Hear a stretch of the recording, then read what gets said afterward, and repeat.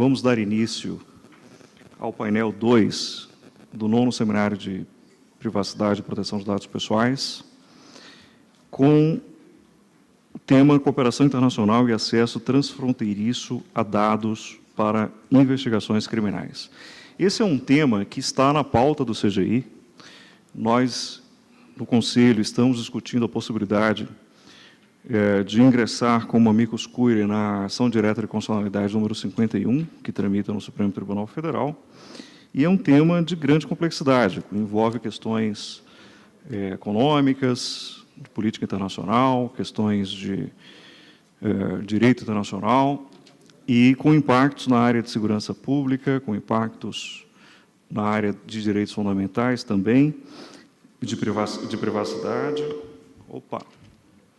E, para travar esse debate, nós convidamos um painel de alto nível. Eu tenho a honra e a alegria de poder apresentar os integrantes desse painel, começando pelo meu amigo e conterrâneo, Dr. Vladimir Aras, que é Procurador Regional da República em Brasília, foi secretário de Cooperação Internacional da Procuradoria-Geral da República durante 4 anos e é professor de Direito Penal e Processo Penal e conhece o tema como poucos no Brasil. Tenho também a honra de apresentar a Letícia Zireu Batistella, que é a vice-presidente de articulação política da Federação das Empresas de Informática, a CESPRO, que é a autora da ADC 51, que tramita no Supremo. Tenho também a honra e a alegria de apresentar o André Veras Guimarães, que é ministro do Itamaraty, do Ministério das Relações Exteriores, onde chefia a divisão de cooperação jurídica internacional no âmbito do Itamaraty. Também uma pessoa, uma autoridade com vastíssima experiência no tema. E aqui ao meu lado tenho a honra de apresentar o Daniel Ekman, que é assessor regional, assessor legal regional do Departamento de Justiça dos Estados Unidos no Brasil, e também a Luísa, a jovem e talentosa Luísa Couto Chaves Brandão, que é pesquisadora e diretora do Instituto de Referência e Estudos para a Sociedade da Informação, IRIS, da UFMG. De modo que, sem maiores delongas, eu gostaria já de convidar a Letícia para fazer uso da palavra e fazer a sua apresentação e responder, Letícia, uma pergunta que a todos nos inquieta, né? O que levou a CESPRO a ajuizar uma ação direta de constitucionalidade no Supremo Tribunal Federal para discutir esse assunto?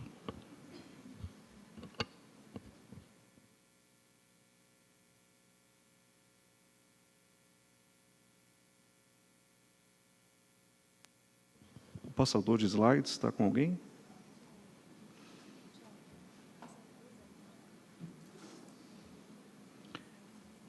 Tá.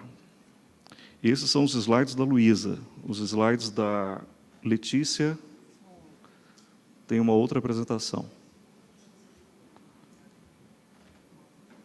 Dá tempo de trazer o passador. Pronto. Obrigado, Diego. Aqui.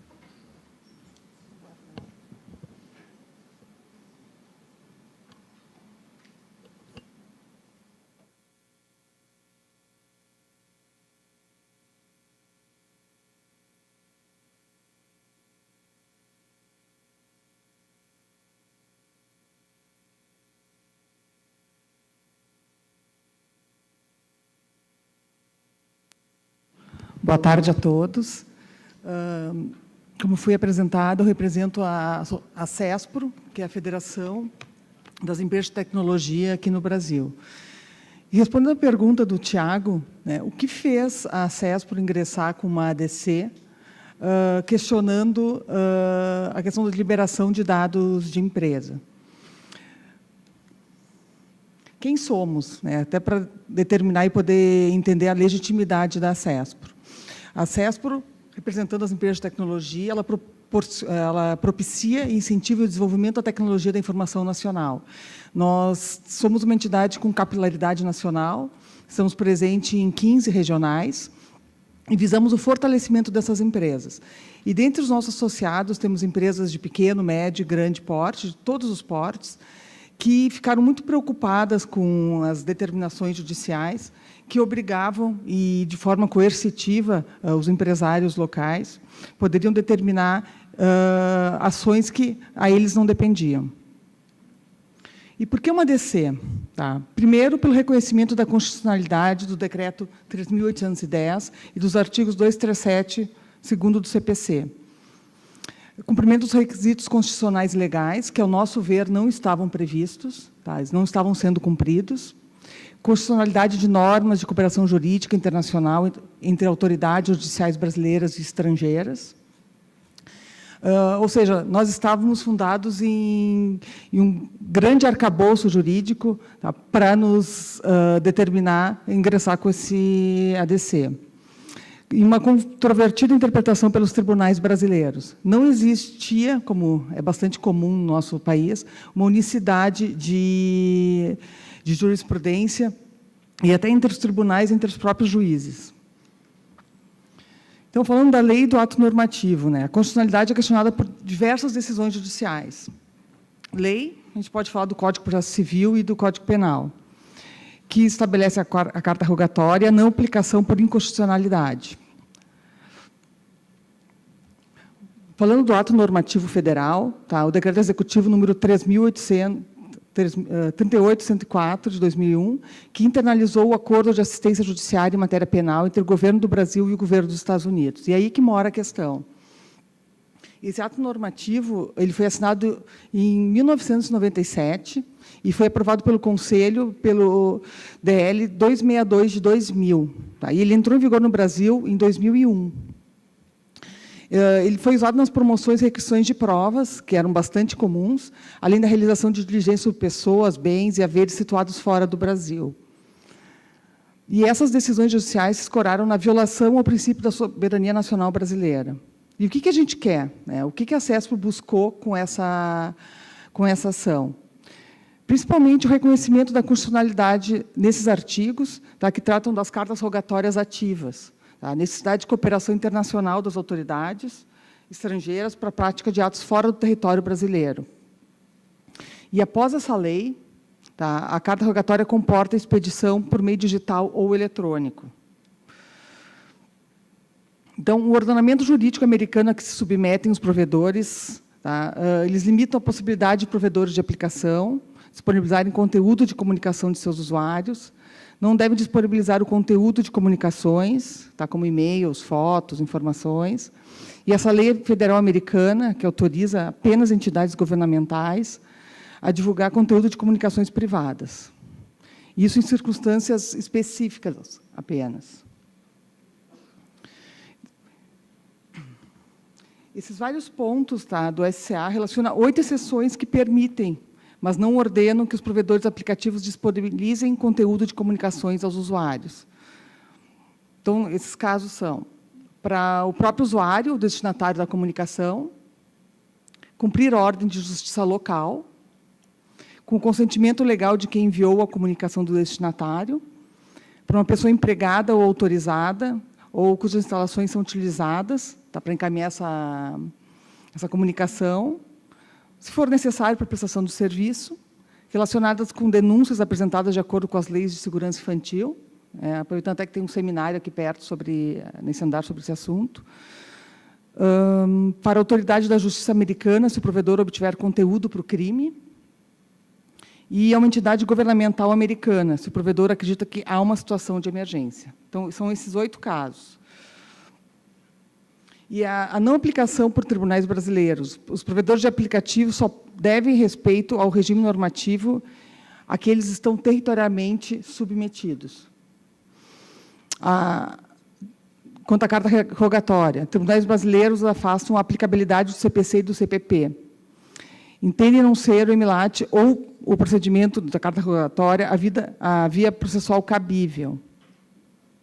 E a não entrega desses dados no Brasil de forma direta por pessoa jurídica afiliada à provedora do aplicativo situada em território estrangeiro. Ou seja, isso afrontaria a soberania nacional brasileira.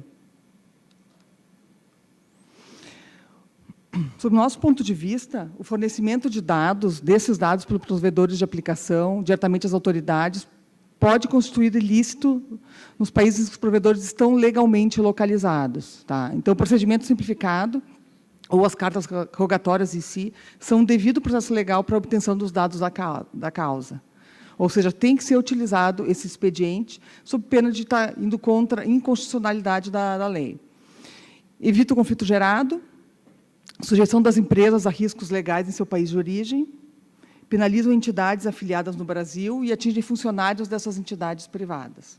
Tá?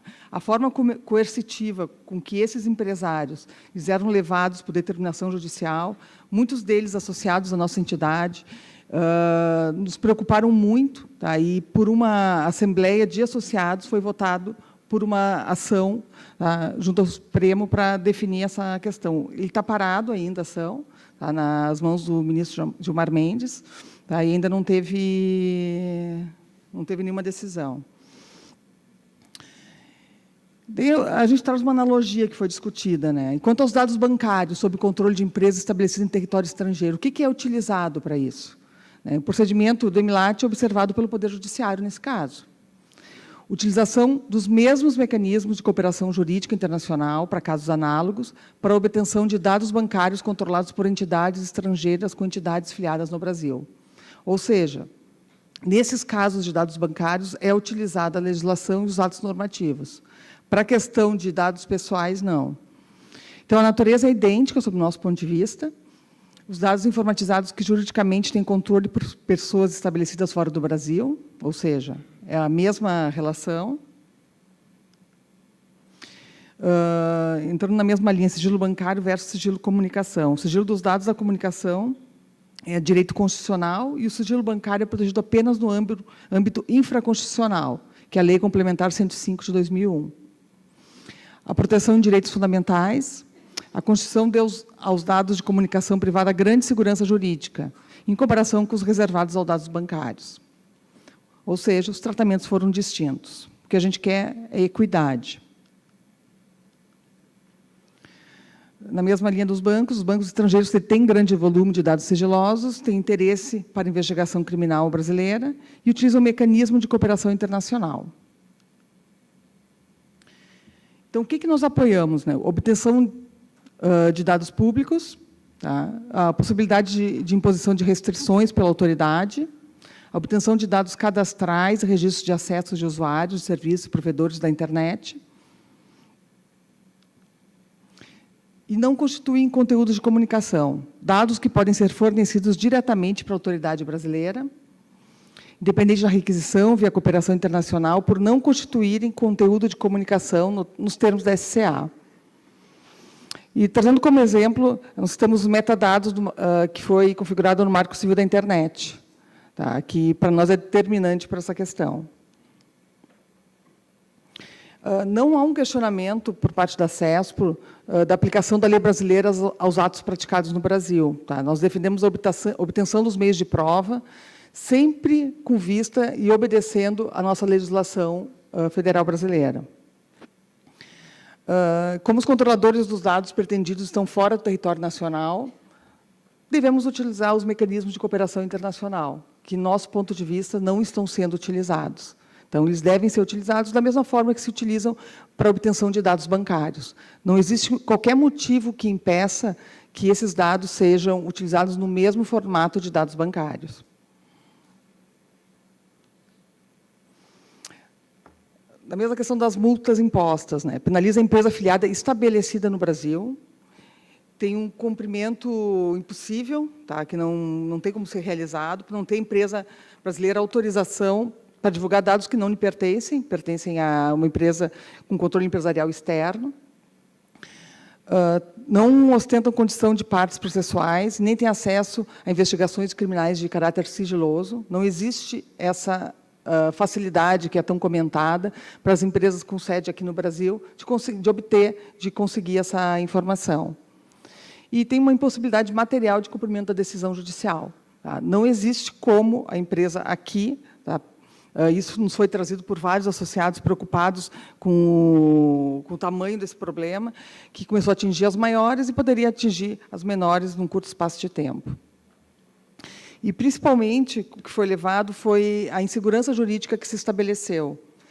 Em várias empresas brasileiras com vínculos societários com empresas estrangeiras, não sabiam como captar investimentos externos, trazer empresas de fora para cá, em razão da insegurança jurídica que ocorreu. Então, sem acesso jurídico ou técnico aos dados armazenados fora do Brasil, elas foram obrigadas, por uma decisão judicial, que impõe obter dados privados de uma empresa americana. Tá? Não é tão simples como pareceu. Então, o risco de violar a legislação do seu próprio país e as leis brasileiras, com as vias diplomáticas, como vão resolver esse caso? Então, a gravidade de efeitos econômicos pesou muito, tá, para que fosse definido em assembleia a decisão de entrar com a DC, tá, somente pelo grande risco, se a gente puder resumir tá, em uma frase, é o grande risco de empresas estrangeiras retirarem qualquer participação societária ou de capitais em unidades empresariais brasileiras. Tá. As empresas estavam realmente muito impactadas. As empresas de tecnologia, elas buscam capital estrangeiro, buscam sociedade, buscam fusão com grandes empresas. Como seria feito esse investimento? Da mesma linha. E é isso, pessoal. Muito obrigada. Estou à disposição para dúvidas depois.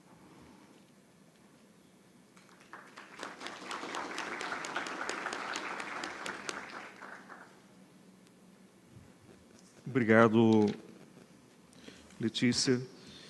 Bem, de imediato, eu já gostaria de convidar o Dr. Vladimir Aras para fazer uso da palavra e já lhe perguntar, Vladimir, com a sua experiência, depois de ter chefiado a Secretaria de Cooperação Internacional da PGR ao longo de 4 anos, um período que coincidiu, não é, com o auge da Operação Lava Jato, em que o Ministério Público Federal atuou com muitos países, cooperando com muitos países na obtenção de provas e evidências.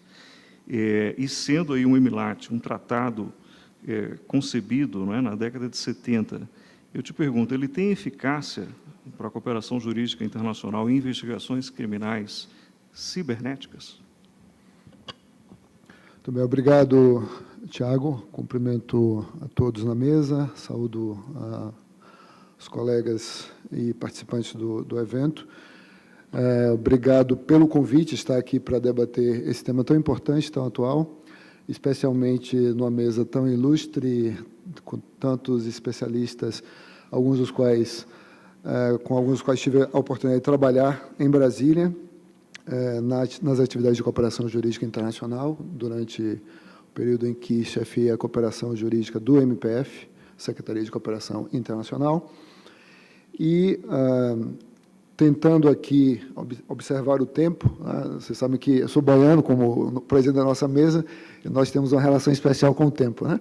Vai tentar aqui cumprir esses 20 minutos, enfrentando o tema que foi proposto, de discutir a necessidade ou não de utilização das ferramentas de cooperação jurídica internacional para acesso a provas no exterior e, aproveitando a exposição que já foi feita por Letícia, pontuar que, na minha percepção, vários caminhos, várias estradas nos levam a Roma, à prova, especialmente no ciberespaço, especialmente nessas múltiplas dimensões que o ciberespaço tem e, notavelmente, a partir da evolução do modelo de computação na nuvem, o que impacta, evidentemente, na discussão sobre territorialidade, extraterritorialidade da lei penal e também dos mecanismos de acesso transnacional a provas, com observância sempre do devido processo legal, dos direitos fundamentais e, notadamente, do direito à privacidade. Lembrando que, quando discutimos esse tema, há uma evidente tensão entre o direito à intimidade ou privacidade e o direito à segurança e a necessidade que daí deriva para o Estado, especialmente para o Estado juiz, para o Poder Judiciário e, evidentemente, para o Ministério Público e as polícias, de acessar informações sobre os mais variados crimes. Os mais variados crimes que podem ser crimes muito simples, crimes contra a honra, de interesse individual, mas outros crimes mais odiosos, como o racismo, e crimes ainda piores, como o terrorismo, como a pedofilia, e crimes patrimoniais e uma série de outras condutas que podem se viabilizar na internet, utilizando essas novas tecnologias. E é importante que nós, então, façamos um esforço para examinar a adequação dessas ferramentas tradicionais da cooperação jurídica internacional, que remontam a mais de 18 séculos antes de Cristo, se a gente pensar na primeira delas, que é a extradição, e as mais recentes têm um pouco menos de tempo de existência, mas têm princípios já bem fundados nos últimos 100 anos, mas de forma muito mais concreta a partir da segunda metade do século passado, quando a concretização desses princípios permitiu uma maior interação jurídica entre as várias jurisdições. E essa interação jurídica se torna cada vez mais importante na perspectiva da globalização econômica e também da integração dos espaços permitido por essas ferramentas da comunicação. Então, quando a gente olha para a cooperação jurídica internacional, a gente tem que separar o campo que nos interessa para fazer o corte do nosso objeto de exame aqui hoje. Não nos interessa a cooperação passiva, que é aquela em que, na nossa perspectiva, o Brasil seria o Estado requerido. Nos interessa, sim, a cooperação ativa, que é exatamente o objeto da exposição que foi feita por Letícia. A cooperação ativa que tem uma série de finalidades. Quais são essas finalidades? Finalidades voltadas para singelos atos de comunicação processual, citações, intimações, notificações em geral, captura de foragidos no formato de extradição ou de entrega de pessoas que fogem a uma determinada jurisdição, sendo que essas duas formas não interessam muito aqui no contexto da nossa discussão, como também não interessa, neste momento, discutir uma das outras finalidades ou utilidades das regras de cooperação internacional, que estão ligadas à recuperação e repatriação de ativos, como também a execução de sentenças, etc. O que nos interessa é o que está marcado no item 2, obtenção de provas, e essas provas podem ser documentos físicos ou provas digitais, né? Podem ser provas periciais, podem ser provas de outra natureza, pode ser um reconhecimento de pessoas, pode ser uma reconstituição de um crime, qualquer crime. Então, imaginem que estamos pensando nessa ferramenta em suas múltiplas utilidades. E já que essas múltiplas utilidades têm sido atendidas com base em uma principiologia já muito bem assentada, como eu disse, que se vincula à ideia de legalidade, à ideia de reciprocidade, à ideia de ampla defesa, o contraditório, às ideias de especialidade, é preciso observar se, no confronto deste conjunto de ferramentas, com as necessidades da luta contra crimes comuns que tenham, eventualmente, uma prova digital de interesse da persecução ou de cibercrimes, se realmente nós precisamos utilizar um MLAR, aí, para usar a expressão, não se referindo ao tratado MLAT, né, o T de tratado, mas ao R de request, de pedido de cooperação jurídica internacional, para que nós acessemos as provas. Então, é importante a gente pensar numa fronteira, e essa fronteira tem um rio, e essa fronteira entre esses dois países. Devem se comunicar, esses dois países que estão separados por esse rio, devem se comunicar através desses mecanismos de cooperação internacional. E pensemos que nessa fronteira há uma ponte. E essa ponte são os mecanismos formais de cooperação jurídica internacional. Mas, olhando para essa ponte que liga os dois lados dessa fronteira, nós poderíamos imaginar, e todos aqui já estão imaginando, outras formas de atravessar este obstáculo natural, que é a fronteira, e aí a fronteira é o limite das soberanias, para o acesso às provas que estão do outro lado, aos recursos que estão do outro lado, os recursos probatórios que estão do outro lado.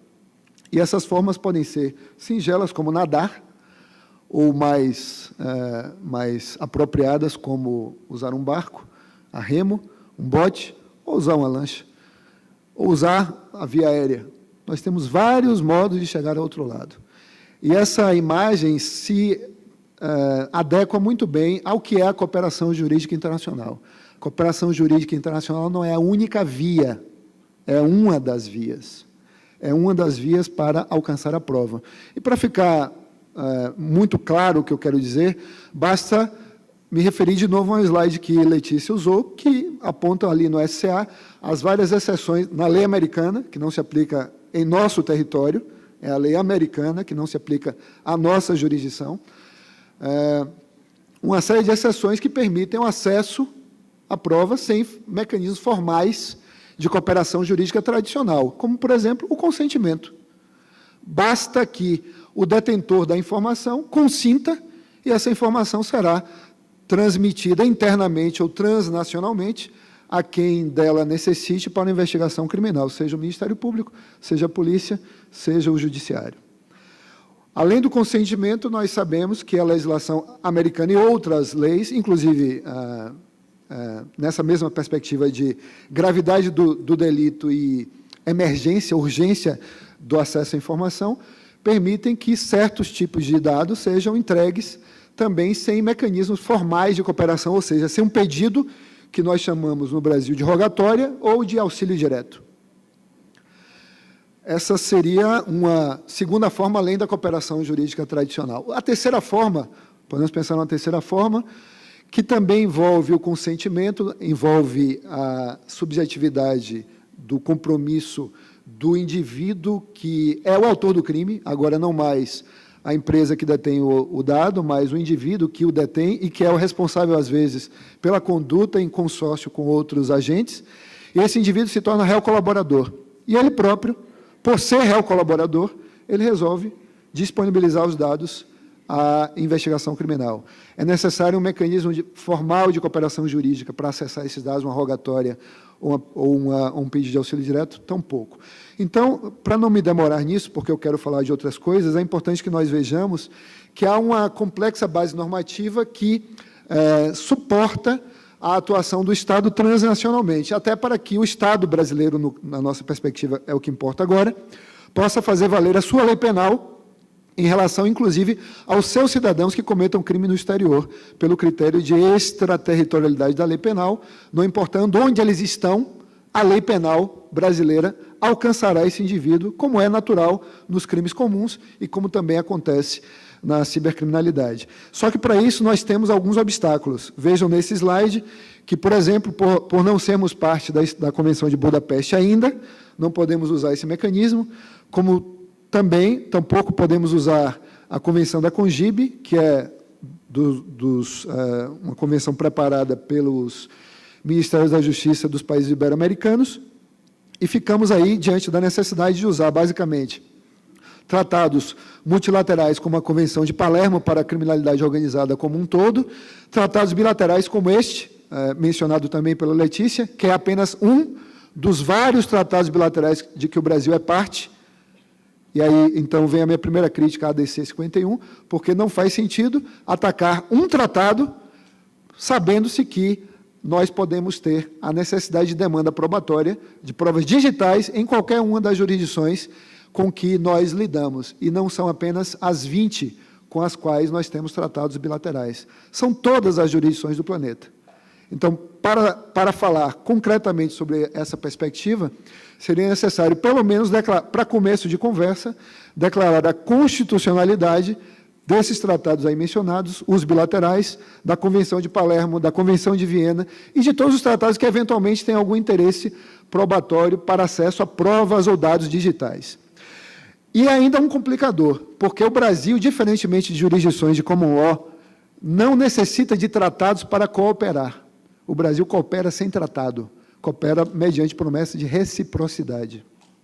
O que significa dizer que, se o Estado brasileiro tiver necessidade de obter uma prova no exterior, capturar um foragido, recuperar ativos ou realizar atos de comunicação processual, poderemos fazê-lo sem tratado algum, bastando que o Estado brasileiro prometa reciprocidade para o futuro, assim como nós, ao recebermos um pedido semelhante, assim fazemos para com os países que demandam a assistência, neste caso passiva, do Brasil. Então, esse é um aspecto que debilita enormemente a essência da ADC 51.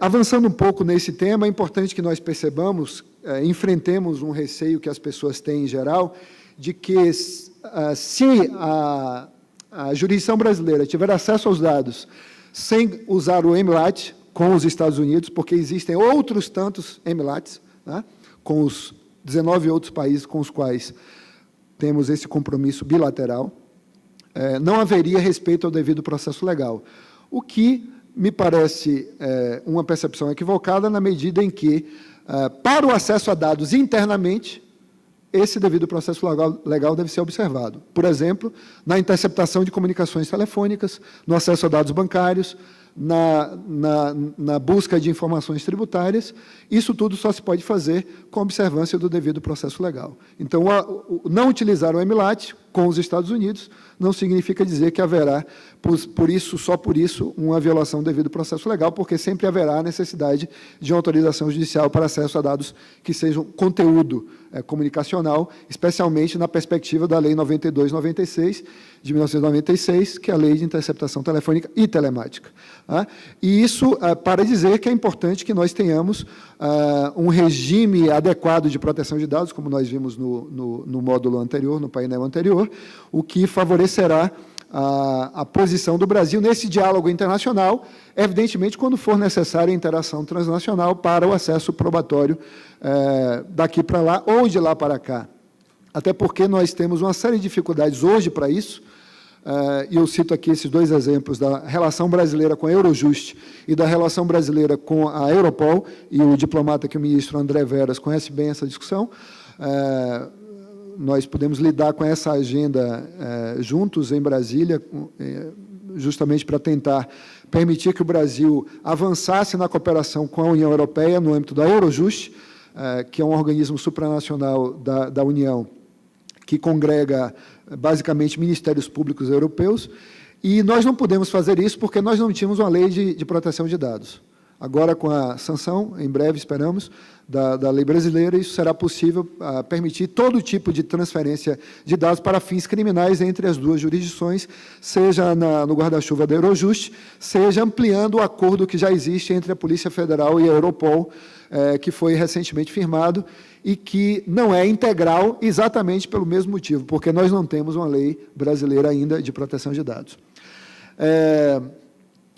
Ainda nessa perspectiva da privacidade, eu acho importantíssimo falar disso, que o Brasil, além das suas leis domésticas, da sua Constituição, do MCI, da Lei de Acesso à Informação, do Código Civil, que trata de direitos da personalidade, e que constrangem, e que fazem obrigatório ao Ministério Público e à Polícia e ao Judiciário cumprir esta importante garantia fundamental e observá-la, nós temos que perceber que o Brasil também tem os seus compromissos internacionais nesse segmento, e esse compromisso internacional fundamental está ligado à Convenção Americana de Direitos Humanos de 1969.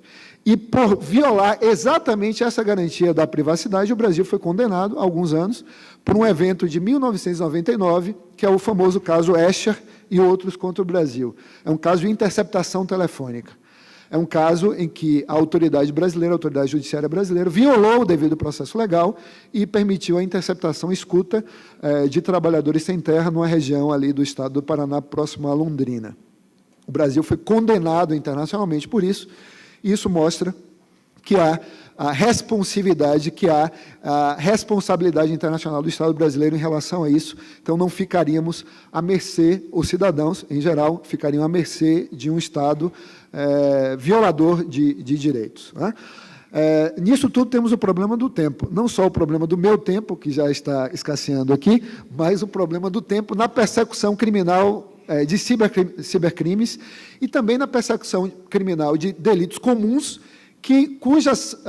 cujas provas estão preservadas ou guardadas ou armazenadas em meios digitais. Isso nos faz perceber a importância daquilo que eu disse ali atrás, está aí a imagem da ponte, e olhando para aquela outra imagem, nós vemos uma caravela, e a caravela é o tempo passado e o tempo que ainda é o tempo das rogatórias, que é o que a ação direta de constitucionalidade 51 pretende, que nós investiguemos os crimes do clique com as caravelas do século XV, do século XVI, do século XVII. O que é impossível, evidentemente impossível, porque as cartas rogatórias demoram muito para chegar e demoram muito para voltar. Às vezes, numa cooperação transfronteiriça. Vou citar um caso da cooperação transfronteiriça Brasil-França. O Brasil tem uma fronteira com a França, de 730 quilômetros, entre a região do Oiapoque francês e o Oiapoque brasileiro.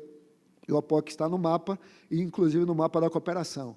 Quando nós precisamos fazer cooperação transfronteiriça com a França, ali naquela realidade fronteiriça, o pedido de cooperação vai por rogatória, não para Cayena, ele vai para Paris.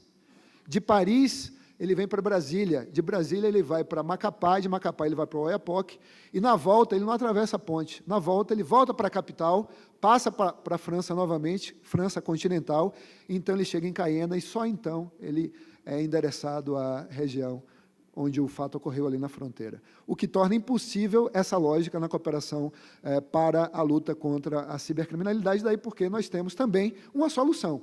E essa solução é o artigo 11 do Marco Civil da Internet. Infelizmente, o tempo é curto, eu vou ter que passar rapidamente, mas lembrar que os atos ali indicados sujeitam essas pessoas jurídicas, os provedores de aplicações de internet e os provedores de conexão à jurisdição brasileira como suficiente para o acesso a esses dados, e também numa lógica de que o modelo adotado pelo Brasil é um modelo que, curiosamente, é o modelo do Cloud Act americano.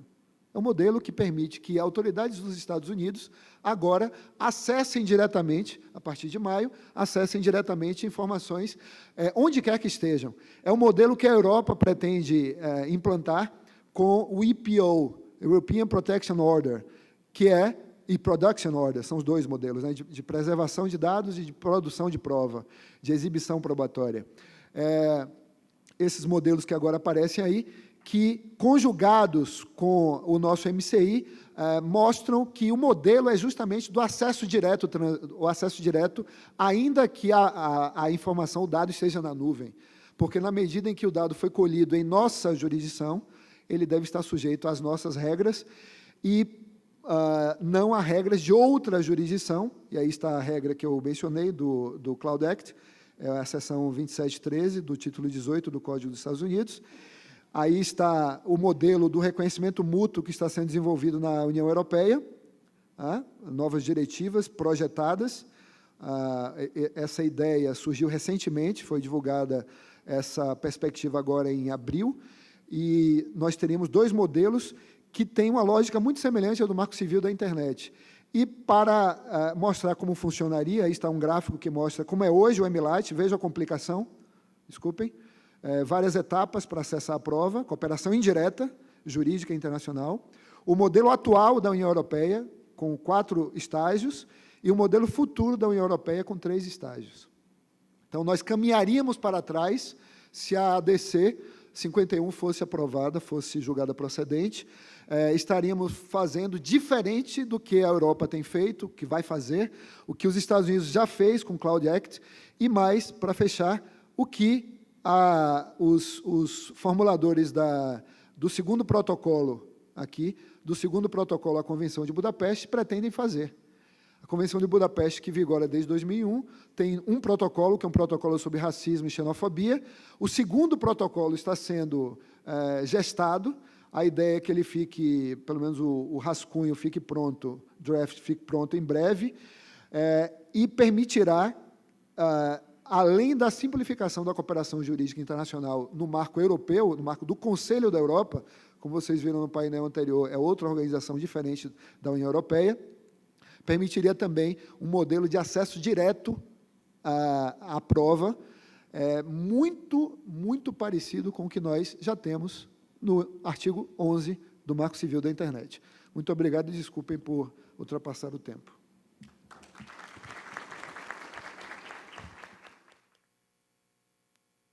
Muitíssimo obrigado, Vladimir, pela brilhante exposição. E eu, de imediato, gostaria já de passar a palavra para o Daniel Ackman, que é assessor legal do Departamento de Justiça americano, pegando o gancho aí de trechos da sua fala, Vladimir, quando você chama atenção para a era da computação em nuvem, né, a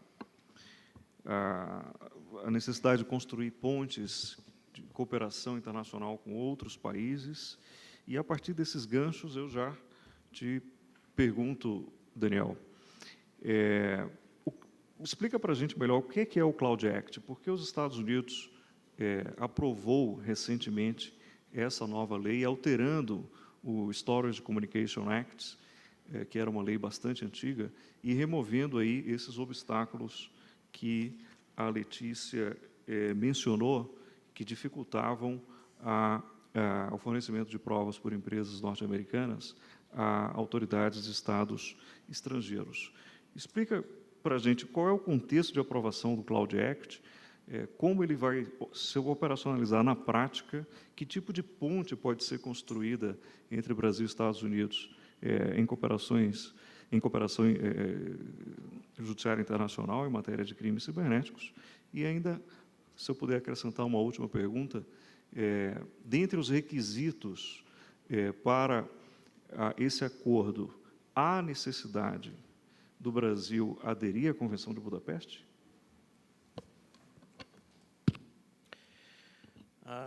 Boa tarde, muito obrigado, Tiago, pelo convite. Estive pensando hoje que foi quase um ano atrás que nos conhecemos, e fico contente que, através de muito tempo trabalhando juntos já passamos de ser apenas colegas profissionais para ser amigos. E lhe agradeço por essa amizade, por compartilhar seus conhecimentos. Essa troca me ha ajudado muito. Então, gostaria de aproveitar para parabenizá-lo pelo evento e pelo convite, e a vocês pela atenção. Deixa-me explicar primeiro o que estou fazendo aqui no Brasil. Eu sou um promotor federal nos Estados Unidos desde 2008. De 2000 até 2008, fui um promotor estadual, um promotor da justiça. Mas estou lotado aqui em São Paulo, aqui no consulado, bem perto daqui, para colaborar com outros promotores federais e estaduais, não apenas aqui em Brasil, senão em toda a América Latina e o Caribe, em casos de delitos informáticos, delitos de propriedade intelectual, e em qualquer tipo de caso onde um delegado ou um promotor está procurando uma evidência eletrônica hospedada no exterior, ou está fazendo uma investigação onde a internet ou um dispositivo digital foi uma instrumentalidade do delito. Fornecemos treinamentos e, além disso, tentamos de ser como um tipo de promotor de plantão para esses funcionários. Quando eles precisam de uma ajuda, sempre tentamos de fornecer todos os recursos do meu departamento, em particular nosso núcleo de delitos informáticos e delitos de propriedade intelectual, para que eles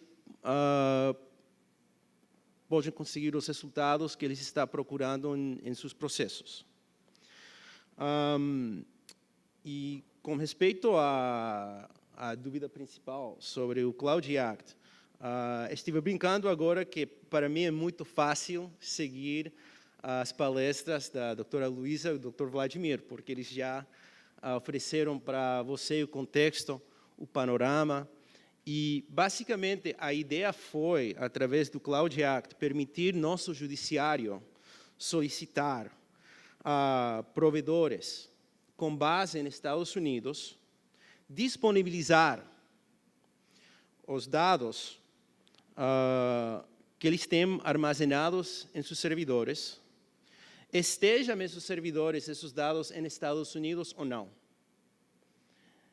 Para a gente, isso foi o motivo principal, porque o que estava acontecendo é que, não obstante receber ordem judicial, busca e apreensão ou ordem administrativa, empresas americanas como a Microsoft estavam exigindo ou pedindo que o Departamento da Justiça também use o MLAT para conseguir evidências relevantes para nossos processos. Por quê? Porque, nesse caso, essas informações foram hospedadas em servidores em outros países. Então, não foi suficiente que eles foram sediados nos Estados Unidos. Foi o argumento deles. A lei não autorizou a Lei de Comunicações Armazenadas, o SCA, o Departamento da Justiça obrigar a divulgação de informação atualmente hospedada no exterior. O Cloud Act foi criado para resolver esse tema a favor do governo.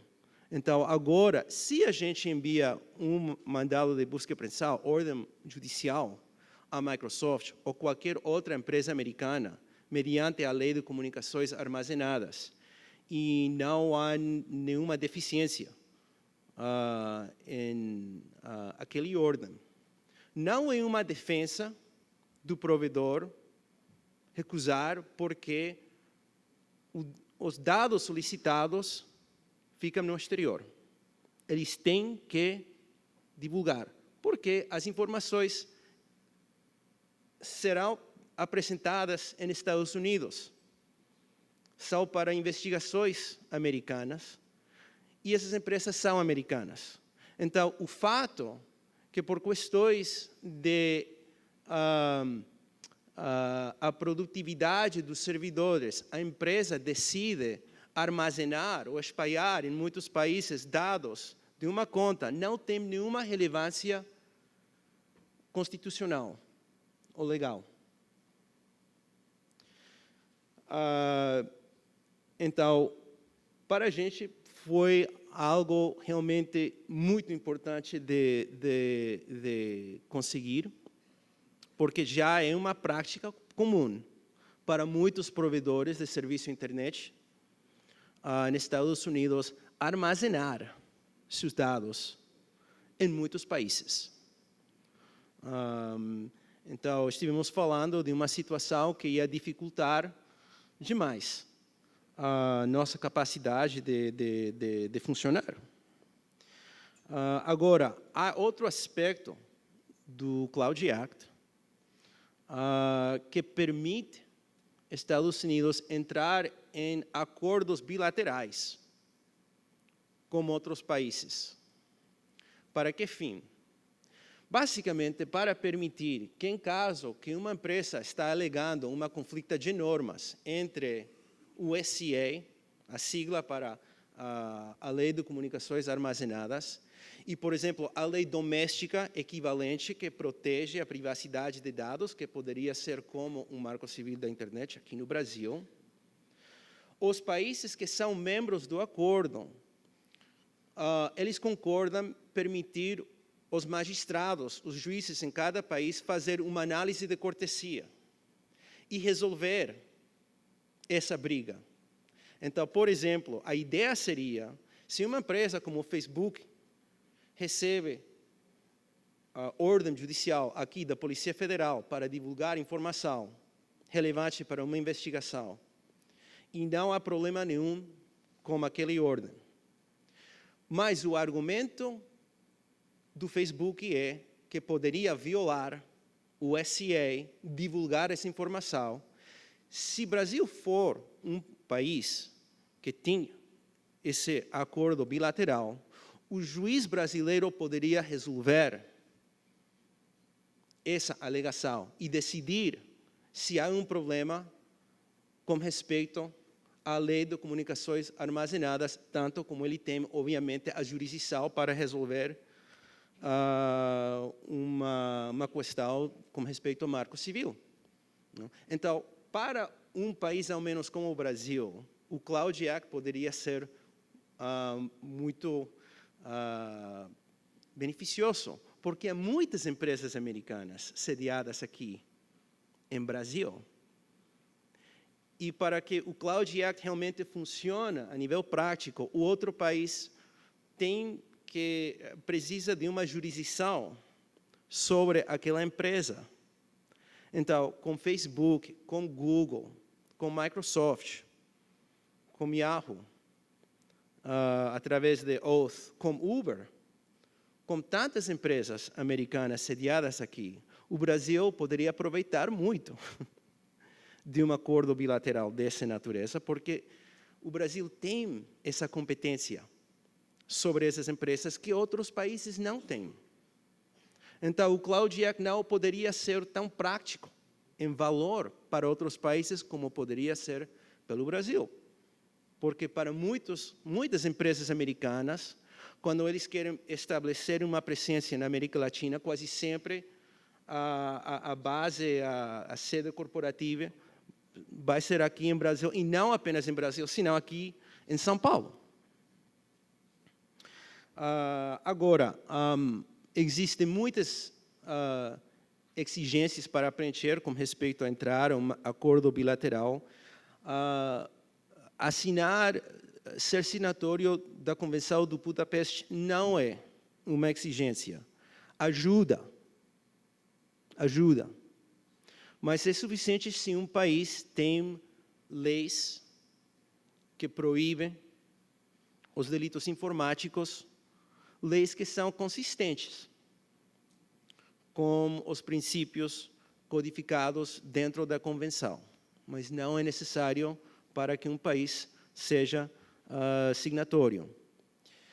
Mas há uma questão prática que não devemos esquecer, que se um país preenche todas as exigências, o acordo ainda tem que ser aprovado pelo Congresso americano. E nosso Congresso, infelizmente, leva muito tempo em decidir quase qualquer tema que você pode imaginar, menos as urgências principais. E para dar-lhes um exemplo, o Cloud Act foi aprovado muito rápido, porque os parlamentares decidiram adicionar esse projeto de lei a nosso projeto anual do orçamento. Então, a forma mais rápida, eu acho, em qualquer parlamento do mundo, de conseguir a aprovação de um projeto de lei é vincular esse projeto a outro projeto, que não tem nada a ver com o assunto, mas você sabe que o Congresso vai agir sobre esse tema. Não? Então, há poucas questões como o orçamento, ao menos nos Estados Unidos, para acelerar esse processo de investigação parlamentar, para dizer. Então, até agora, não existe nenhum acordo fechado. O primeiro acordo provavelmente será entre Estados Unidos e o Reino Unido, mas não há nenhum previsto para isso. Levará um tempo para começar a construir esse acordo. Suponho que já quando está fechado, isso vai dar a outros países uma oportunidade para ver exatamente o que está acontecendo. Mas esse aspecto de aprovação congressional, obviamente, é importante, porque não é apenas suficiente para que o governo, a nível executivo, entre em acordo com seus equivalentes. Existe também essa necessidade. Pode ser que no Reino Unido também o governo vai decidir que seu parlamento também terá que avaliar esse acordo.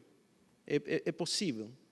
Mas o importante é que eu acredito que o Cloud Act é um reconhecimento que, como mencionou o Dr. Vladimir, como agora as informações podem existir não apenas em servidores físicos, sino em servidores virtuais, dizemos, na nuvem, é muito importante esclarecer as obrigações dos provedores, os direitos de governos, de conseguir essas informações de uma forma que respeita os direitos de privacidade que têm todas as pessoas que moram em um país.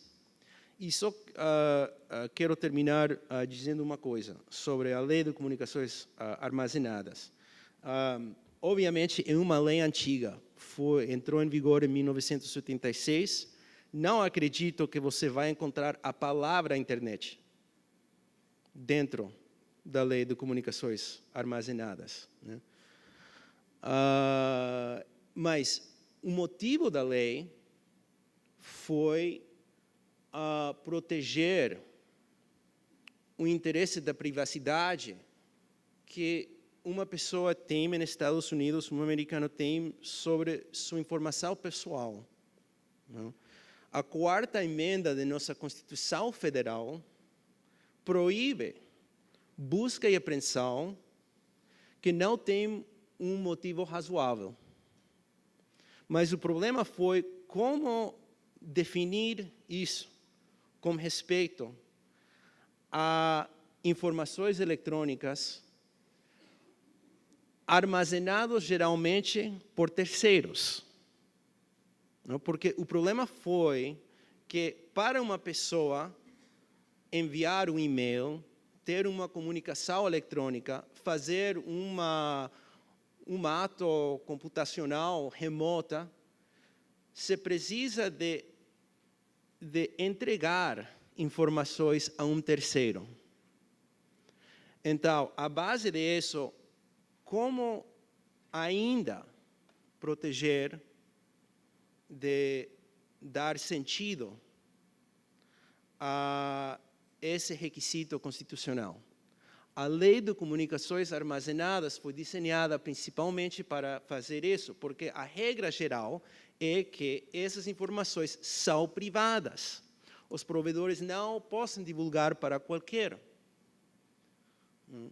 Existem exceções, como a doutora Luísa explicou, para as autoridades públicas em caso de investigações de crime, mas é uma exceção. A regra geral é que essas informações são privadas. Obviamente, é uma lei que possivelmente precisa ser modernizada, não? Comentei uma vez para o Dr. Tiago que, nesse sentido, o Brasil realmente está muito mais avançado dos Estados Unidos, não? O marco civil da internet é muito mais atualizado pela realidade nossa, que é a Lei de Comunicações Armazenadas. Porque se você olha, analisa aquelas categorias de entidades dentro da Lei de Comunicações Armazenadas, serviços de comunicação eletrônica, serviços de computação remota. Hoje em dia, temos diversas empresas que têm características das duas entidades. Ou seja, essas categorias possivelmente já são obsoletas. Ainda podem ser usadas porque, através de nossa tradição jurisprudencial de utilizar súmulas vinculantes, é possível para os juízes criar lei, ou basicamente atingir inovações, questões que não existiam quando uma lei entrou em vigor.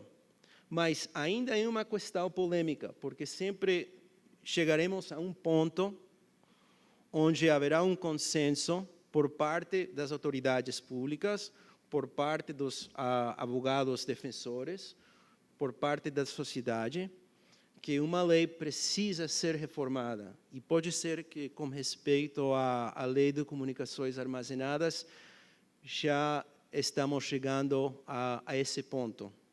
Mas, ao menos, o Cloud Act é uma inovação pequena que estamos tentando de apresentar para facilitar o trabalho das autoridades públicas, numa forma que continua respeitando o direito de privacidade, os direitos civis das pessoas,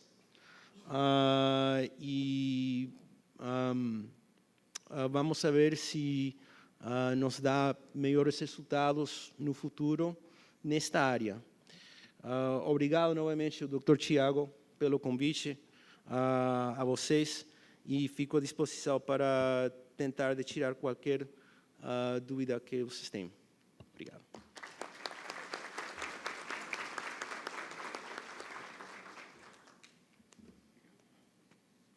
Obrigado, Daniel. A sua fala ela foi extremamente importante, inclusive, como eu disse na abertura, esse tema está na pauta do CGI e está em estudo, e nós estamos avaliando a possibilidade de ingressar como amicus curiae na ADC 51.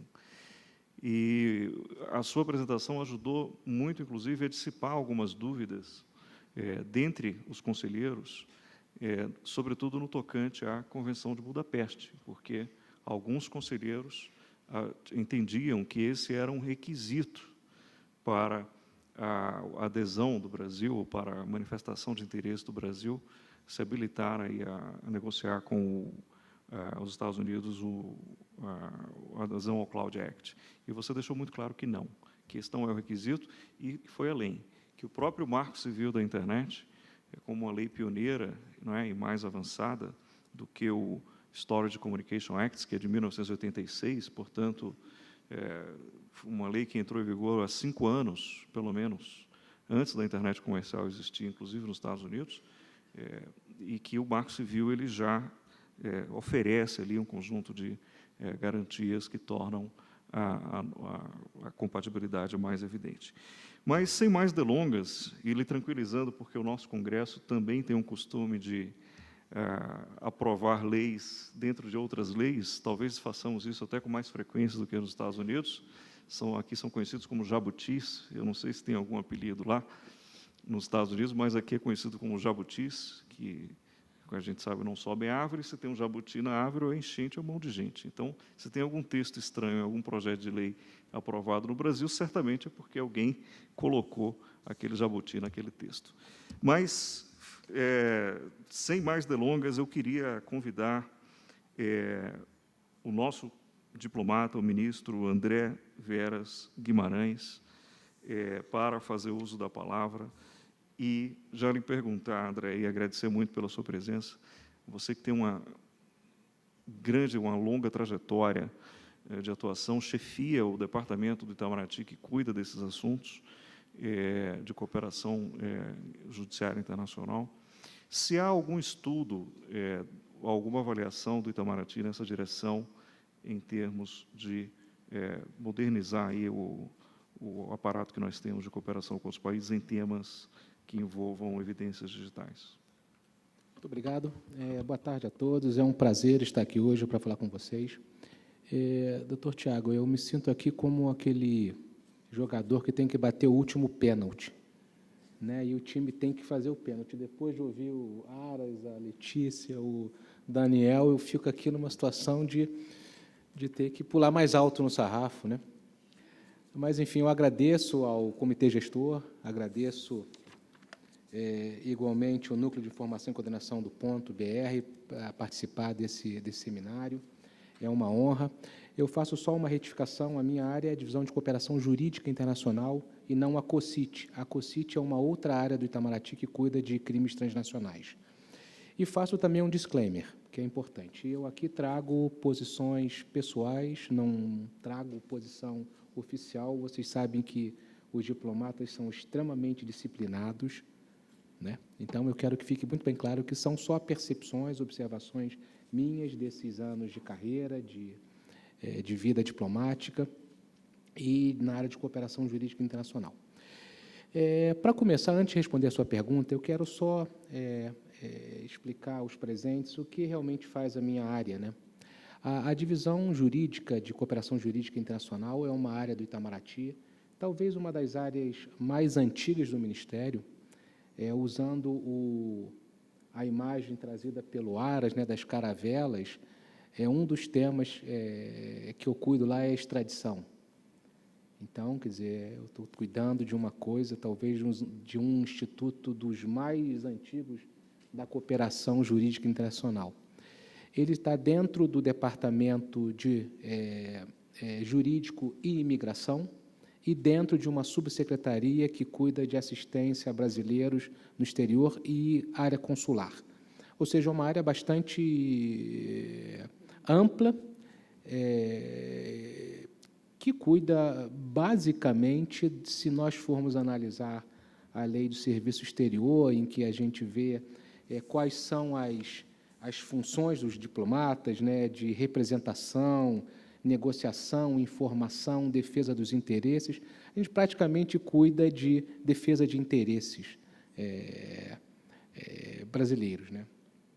Eu digo isso porque a área consular é uma área de excelência em defesa dos interesses, é aquela talvez a mais imediata onde se vê uma atuação do Ministério de Relações Exteriores.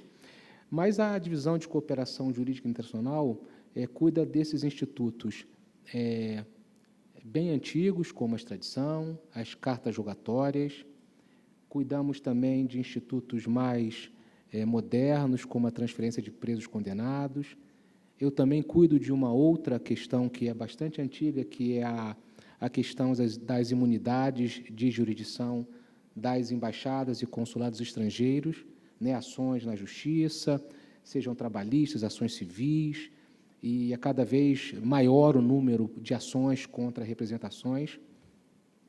E também cuido de uma área que eu reputo bastante dinâmica e bastante nova, que são os temas tratados pela Conferência da Haia sobre Direito Internacional Privado. Eu sempre brinco com os advogados quando eu vou falar em associações, em ordens, ou até em faculdades. Vocês gostam de dinheiro? O pessoal fica até estranho. Por quê? Porque parece que ninguém gosta de dinheiro no Brasil, porque as faculdades não estudam mais direito internacional público nem privado, quando muito é optativa. E o que é a modernização? A globalização, desculpe.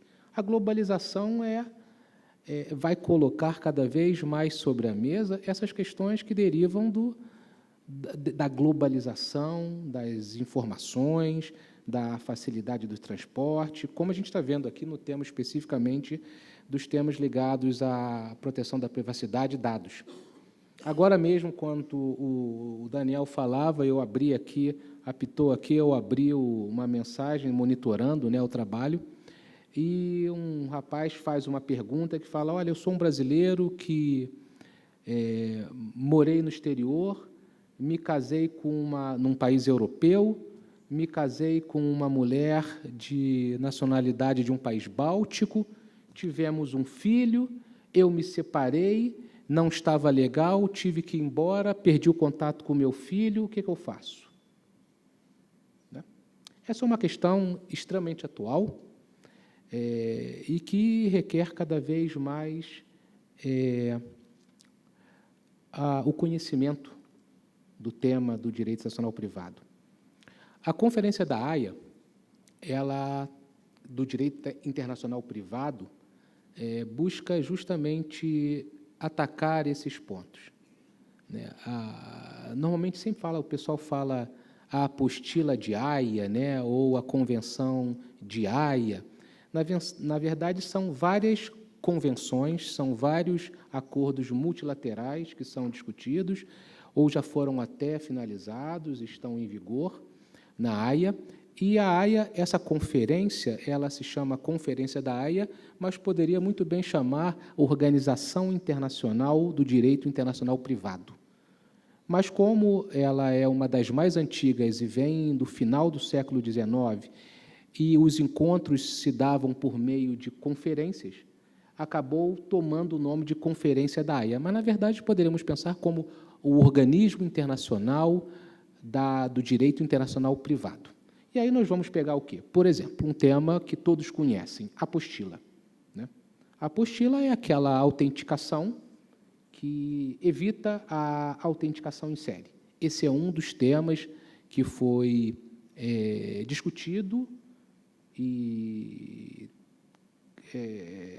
tornado lei por meio de uma convenção.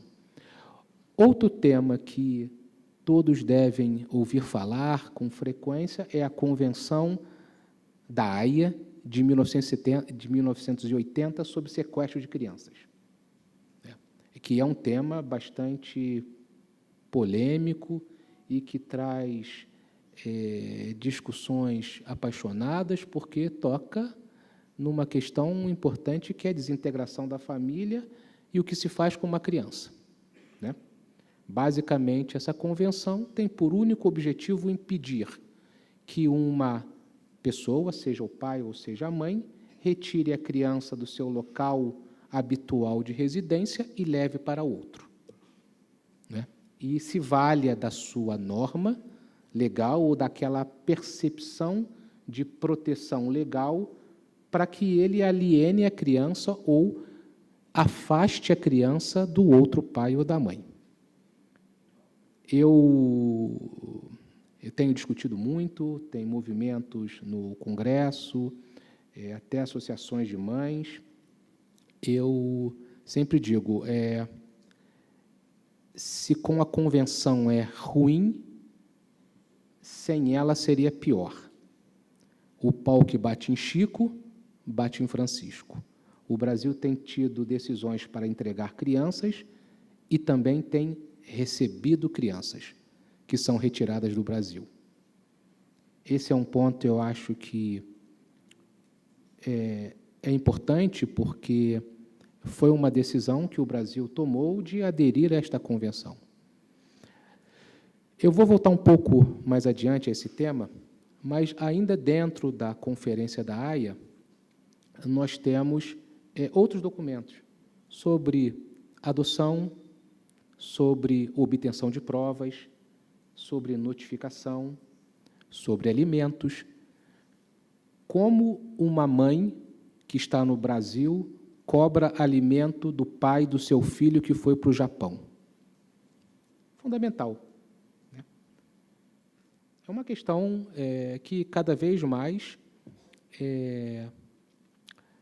acontece, é rotineira, é diária, cada vez aumenta o volume de questões que são tratadas por essas convenções que parecem muito simples e muito óbvias e que estão sendo discutidas ou que já são convenções.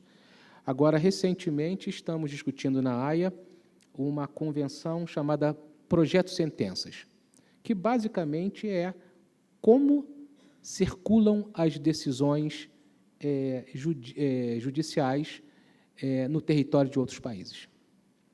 O Brasil é muito fácil. Eu sempre brinco que o Brasil é o índizinho na praia, recebe tudo. O que vem, recebe. Uma mínima análise judicial de citação válida, de inexistência de ferimento da ordem pública e decisão emanada de autoridade competente, o Brasil aceita. Leva para o STJ, ele manda cumprir. E nós fazemos mesmo. Agora, o contrário não acontece. Né? E os colegas em Brasília, a minha interlocução é muito grande com várias áreas do Estado brasileiro, alguns falavam, não, o resultado que sair daí vai ser muito bom, porque a gente aceita tudo. Eu falei, bom, mas aí é diferente, porque, tudo bem, qualquer acordo que sair desta discussão é bom para o Brasil, porque nós já aceitamos tudo. Mas só que nós aceitamos porque nós queremos. É diferente.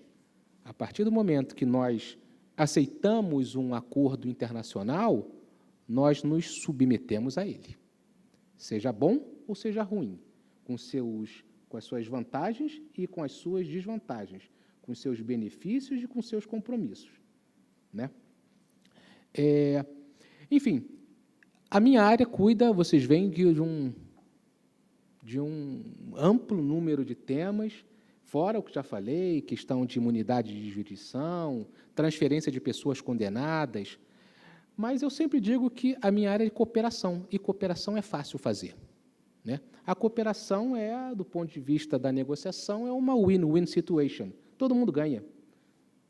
Meu preso está aí, manda para mim, para ele cumprir pena aqui. Eu tenho um foragido, extradita para mim, né? Eu sempre falo, é muito fácil negociar cooperação jurídica.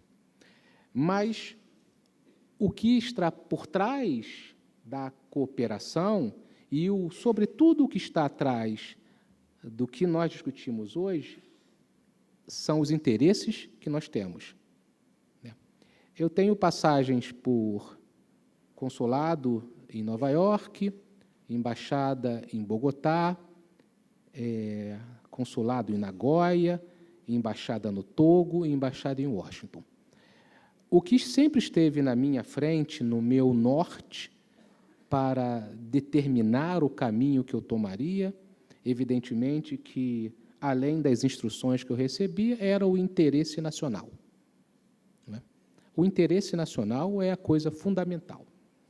E quando estamos tratando de mecanismos internacionais, o que nós temos que saber é o que é o interesse nacional, né? Que é uma questão fundamental. E nos Estados democráticos, o interesse nacional deve ser, pelo menos, o mínimo denominador comum alcançável entre as várias instâncias do Estado brasileiro, né? Se nós perguntarmos a um grupo de mães que tiveram seus filhos retornados, elas vão ser contra a Convenção de Sequestro de Crianças. Se nós perguntarmos os pais que tiveram os filhos trazidos de volta ao Brasil, eles vão dizer que é ótimo, né? Então, é sempre essa busca de chegar a um mínimo denominador na sociedade.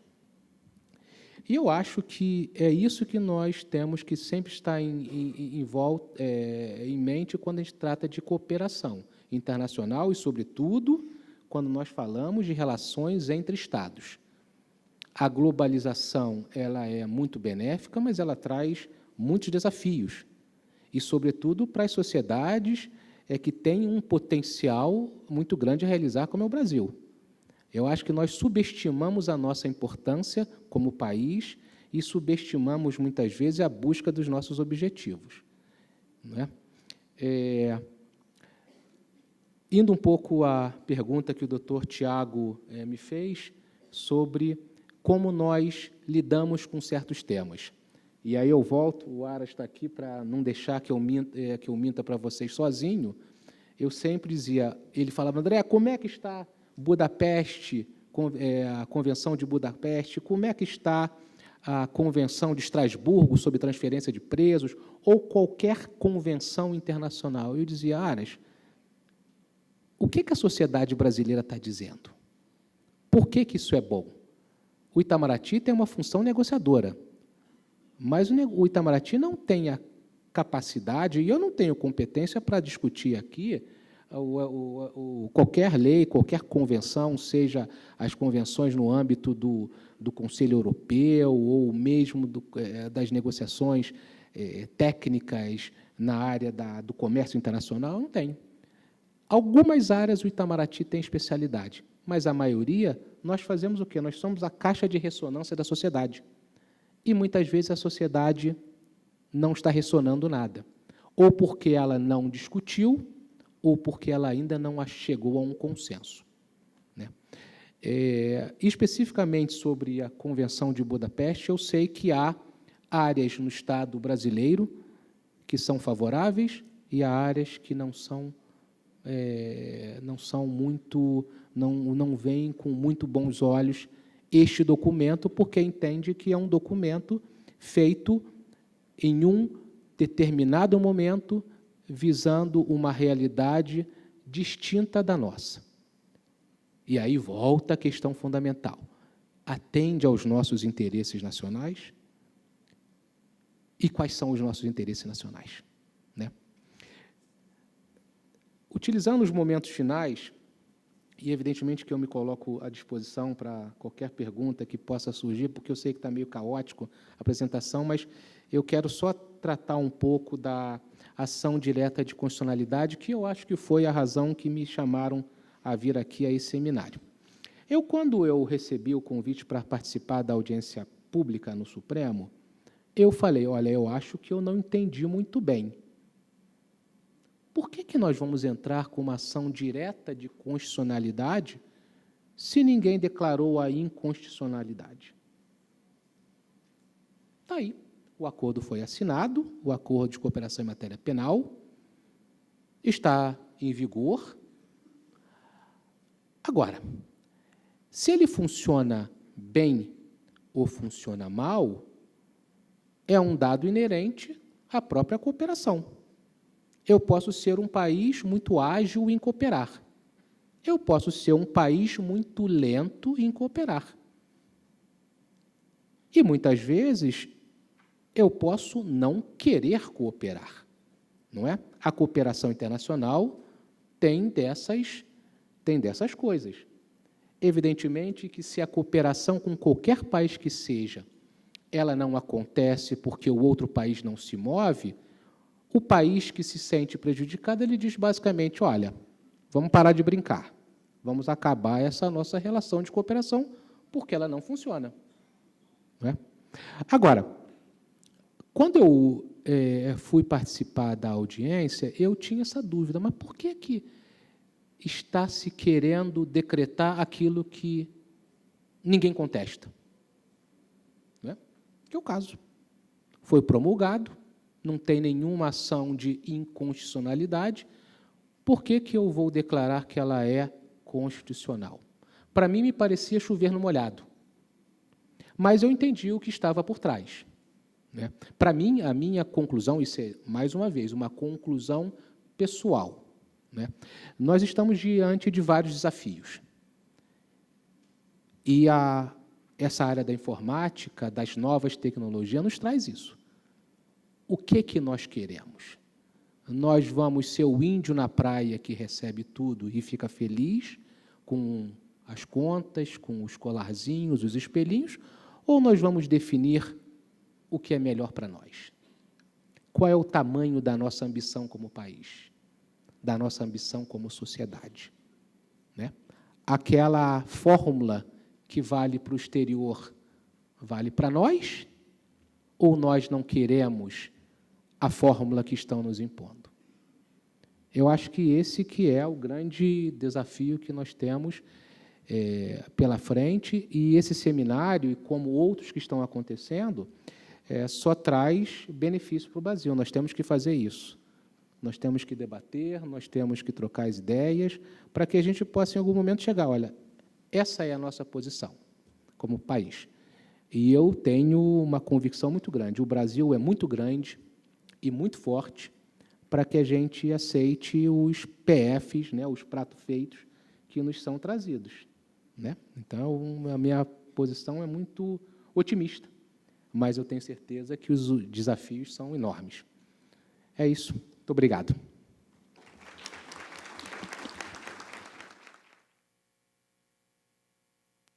Muito obrigado, André. Você enfatiza na sua fala muito do interesse nacional, e é uma fala importante nesse sentido, e eu fico pensando no interesse do CGI-BR, do Comitê Gestor da Internet no Brasil, e acredito que, nesse ponto, posso falar em nome dos meus colegas conselheiros, em que há um interesse uníssono em defender o marco civil da internet. Né? Não só porque o CGI se sente parte, mola propulsora do marco civil, por ter inspirado ali, através do decálogo de princípios para a governança da internet, um conjunto de princípios que subsidiaram a elaboração do marco civil da internet, mas porque é uma lei que nos orgulha, enquanto brasileiros, por ter conseguido atingir um nível de maturidade, de consenso muito amplo.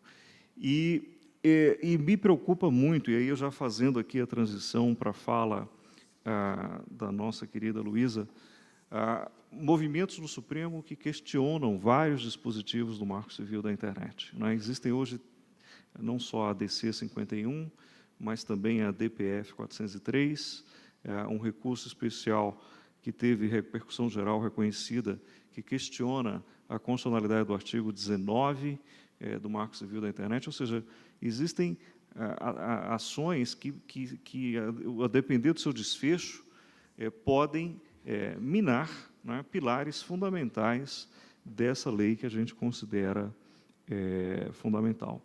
Então, certamente a missão do CGI, a sua missão no Itamaraty é muito maior do que a nossa, defender os interesses nacionais. A nossa ela é muito mais pontual, mas não menos relevante, que é defender o marco civil da internet na sua integralidade. E, com isso, com essa fala, eu convido a Luísa, do IRIS, para fazer uso da palavra e nos explicar o que levou, Luísa, o IRIS a ingressar com um pedido de habilitação que foi aceito, de habilitação como amicus curiae, né, como amigo da Corte, no Supremo Tribunal Federal, nos autos da ADC 51, e de que maneira o IRIS pretende, né, quais posições e quais contribuições o IRIS pretende levar ao Supremo, sobretudo em defesa do Marco Civil da Internet. Obrigada, Tiago. Gostaria de agradecer o convite que foi feito ao CGI-BR, pelo CGI, ao IRIS, que é o Instituto de Referência em Internet e Sociedade. Nós somos um grupo de alunos e professores que fundamos o IRIS, o Instituto Independente, que tem a missão de construir a pesquisa sobre os temas de internet e sociedade e contribuir para esse assunto no Brasil. Exatamente por isso é que fizemos a escolha institucional de entrar como amicus curiae na ADC 51, fomos acolhidos, e a minha apresentação aqui reflete, né, os nossos argumentos ou o que procuramos contribuir nessa ADC, que já foi aqui explicada nas falas anteriores. Ressaltando, então, que a nossa preocupação é em oferecer bases, né, de referências bibliográficas da experiência internacional e comparada, que é um traço das publicações que o IRIS tem desenvolvido, e desde já fica o convite a todos para conhecer o nosso trabalho. Esse conteúdo ele já está protocolado no STF, mas, como nem todo mundo é familiarizado com as peças e os protocolos, fica aqui o compromisso público que eu faço em nome do IRIS, de que essas peças serão disponibilizadas também na nossa página. O endereço está no último slide, e quem quiser também pode me mandar um e-mail que eu encaminho aí as peças do amicus curiae do IRIS. Não está aí. Não está passando.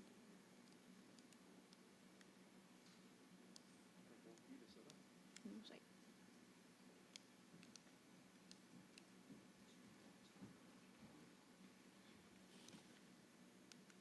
Foi. Obrigada. Bom, então a gente está falando, né, especialmente do sistema de cooperação internacional.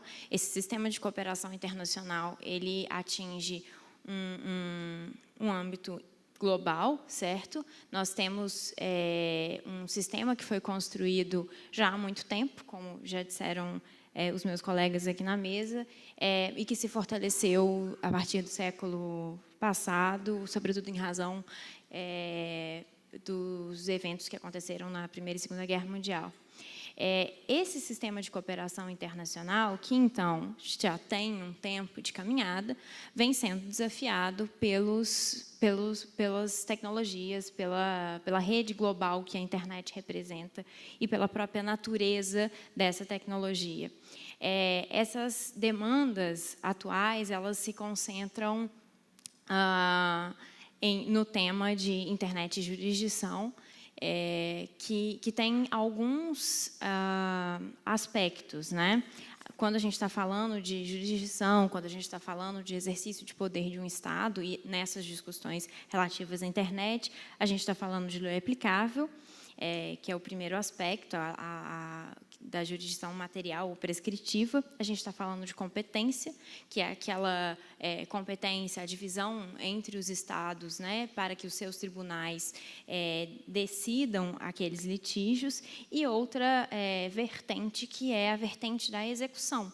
E essa parece ser, né, aqui nos traz aqui hoje para discutir como o acesso a dados deve ser feito quando ele atinge um nível transnacional. Atinge um nível transnacional porque é essa a natureza da internet. Essas novas demandas, né, implicam numa recompreensão e num compartilhamento das jurisdições. A forma como nós pensamos o Estado, a forma de exercício do poder do Estado, ela é desafiada a um sistema não só de divisão estanque das jurisdições, mas de compartilhamento dessas jurisdições pelos meios, por exemplo, de cooperação internacional, superando, então, uma ideia de submissão de jurisdição, em que um Estado tem que se submeter a outro, e passando a uma ideia de cooperação entre esses Estados, e aí se localizariam os mecanismos de cooperação. No regime nacional, nós também temos a cooperação internacional com diversos fundamentos legais. Nós temos o artigo 4º da Constituição, que estabelece alguns princípios da República do Brasil, entre elas a colaboração entre os países, também reconhece a importância da soberania, da não interferência de um Estado no outro, da reciprocidade entre os Estados, como também já foi falado aqui, da legalidade e da igualdade entre os Estados. Isso revela a importância da cooperação, do diálogo entre diferentes atores no sistema internacional para alcançar os mecanismos de cooperação internacional. A cooperação internacional também já encontra arcabouço há muito tempo no Brasil por meio dos tratados internacionais. A incorporação desses tratados, hoje, ela já é pacífica, de que os tratados eles são incorporados com a mesma estatura de lei, né, depois de passar pelo procedimento constitucional para tanto, exceto os tratados de direitos humanos, que têm estatura constitucional, os demais são leis ordinárias, e estão sujeitos, por exemplo, a controles de constitucionalidade. É claro que esses controles eles precisam levar em consideração as repercussões em termos de política internacional, relações internacionais, por exemplo. A cooperação internacional em si, ela foi positivada, né, para quem não é do direito, ela entrou no ordenamento jurídico propriamente das leis internas pelo CPC de 2015, que estabelece, né, que o processo internacional no Brasil ele deve seguir os mecanismos de cooperação internacional, os tratados, ali no seu artigo 26 e seguintes. Também foi positivada a modalidade de auxílio direto. O auxílio direto ele veio por influência dos tratados internacionais, foi usado pelas autoridades judiciárias e administrativas e, enfim, em 2015, incorporado também à legislação interna. E o Marco Civil da Internet, que já foi aqui citado, embora ele fale, né, no seu artigo 11, da aplicação da lei brasileira, ele não trata especificamente da competência internacional, né, da segunda dimensão da jurisdição adjudicatória, e nem da execução das decisões, que seria a terceira dimensão da jurisdição. Mas o Marco Civil, no seu artigo 3º, o artigo 3º é aquele que estabelece os princípios para o uso da internet no Brasil. O Marco Civil vai falar da observância dos tratados que sejam relacionados à matéria do uso da internet. É claro que essa positivação da cooperação internacional, ou esses mecanismos que são encontrados tanto na legislação internacional quanto na lei interna, eles não estão livres de críticas, eles não são perfeitos, como já foi exposto aqui. Existem problemas de tempo, sobretudo, né, como é o tema aqui desse painel, em investigações criminais, o tempo que leva um pedido de cooperação internacional é relativamente longo quando se trata da dinâmica das relações estabelecidas na internet. Também se questiona a eficiência dos atuais mecanismos, em termos de como o Estado consegue exercer o seu poder para além dos seus limites. Outro fato considerado relevante, isso também como eu disse, não é apenas no Brasil, né? Esse dilema das autoridades, ele não é enfrentado apenas pelas autoridades brasileiras, as autoridades europeias, americanas, enfim, de todos aqueles que têm uma conexão com a internet, também tem esses dilemas. Existe um aumento, né, dos atos ilícitos praticados por meio da internet, que segue o aumento do uso da internet pelo mundo, né? Eu não sei se alguém esteve na EGI, a miopia não permite enxergar muito bem os rostos aqui, mas lá na última escola de governança a gente comentou que a internet não vem de Marte. A internet é um fenômeno social, é uma tecnologia e, portanto, encontraremos lá atos ilícitos que serão eventualmente realizados e que devem, sim, ser combatidos. E, por isso, esses novos modelos de cooperação são questionados por diversos atores em diversos países, em diversos sistemas comunitários, inclusive, como acontece na União Europeia. A Europol também tem os seus relatórios da dificuldade, né, de apurar os atos ilícitos cometidos por meio da internet. Especificamente, no caso da ADC, nós estamos falando de conteúdo de telecomunicações, né? A gente não está falando de metadados, o que é importante ter em mente. A gente não está falando de IP, a gente não está falando de porta lógica, que aí é outra polêmica. Então, em termos especificamente de requerimento do conteúdo de comunicação, seria necessário utilizar o EMILAT quando a empresa é sediada nos Estados Unidos? O EMILAT, nesse caso, como disse a doutora Letícia, foi incorporado ao ordenamento brasileiro por meio do Decreto 3810 de 2001. Esse argumento da sede da empresa como um critério para a execução da decisão e, portanto, para o exercício desse terceiro viés aí da jurisdição, que é o de executar a decisão, ele também sofre vários questionamentos. Se a sede da empresa seria o único critério para definir a jurisdição executiva, né, para executar a ordem e entrega dos conteúdos de telecomunicações. Existem em vários países, né, em vários outros atores, inclusive institutos científicos como o IRIS, que apontam a necessidade de desenvolvimento ou da inclusão de novos critérios, e aí algumas hipóteses são levantadas, né, por exemplo, do local de acesso aos dados, se a empresa que controla os dados está em determinado país, aquele país poderia pedir diretamente o conteúdo de comunicação, independente de onde a sede da empresa está.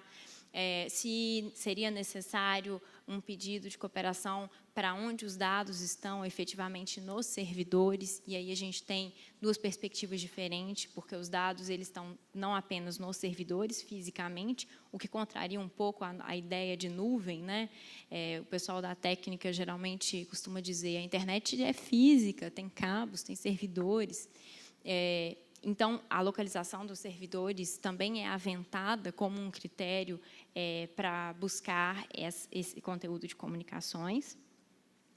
E também, como eu já disse, o local da empresa que tem o controle sobre o conteúdo dessas comunicações.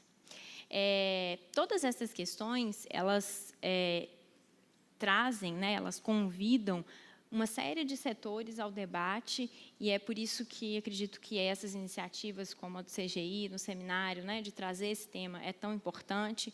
Por isso é tão importante acompanhar ações do STF, como as que o Tiago citou, que tratam não só do conteúdo de comunicações, mas também de criptografia e capacidade técnica, enfim, de que essas ações sejam acompanhadas e que elas tenham em mente aquilo que nós já conseguimos estabelecer com o Marco Civil da Internet, como também já foi apontado de forma pioneira pelo Brasil no mundo, que são os direitos dos usuários.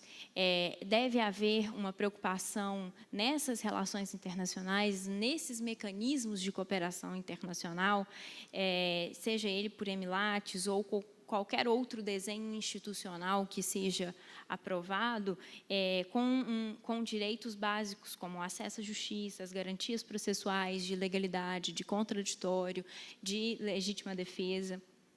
É preciso ponderar aí nessa balança a segurança e a privacidade dos usuários. É também importante notar os compromissos internacionais que são assumidos em plano, inclusive multilateral, como as convenções que o ministro André também se referiu e que tem repercussões para o Brasil no plano internacional, de modo que uma decisão unilateral do Brasil ou de qualquer outro país poderia acarretar em, por exemplo, imputação de responsabilidade internacional por violação de tratados.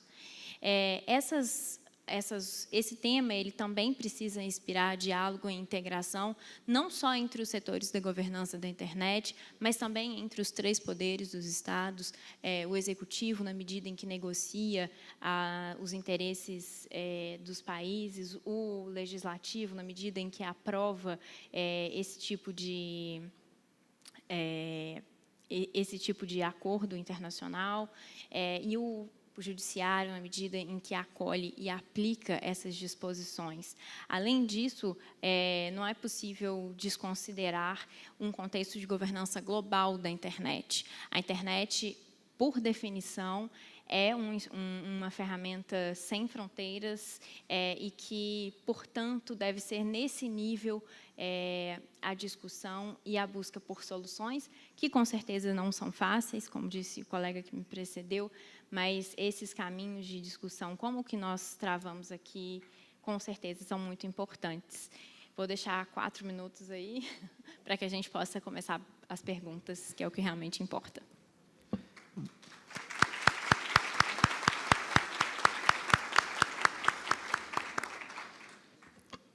Muito obrigado, Luísa, não só pelas suas explicações, mas também pela sua generosidade para com os trabalhos aqui de coordenação da mesa. Eu já fui avisado de que o horário estourou, mas, evidentemente, que eu não abro mão de colher pelo menos uma pergunta e prestigiar uma audiência tão qualificada como essa que nós temos hoje aqui. Então, por favor, a conselheira Flávia Lefebvre, e eu vou colher mais uma de você que levantou aí. Boa tarde, parabéns pelo painel, obrigado aos palestrantes. Como o Tiago falou, a gente está trabalhando esse tema e nós fazemos parte do grupo, e eu não vou perder a oportunidade de tirar uma casquinha aqui da consultoria dos senhores.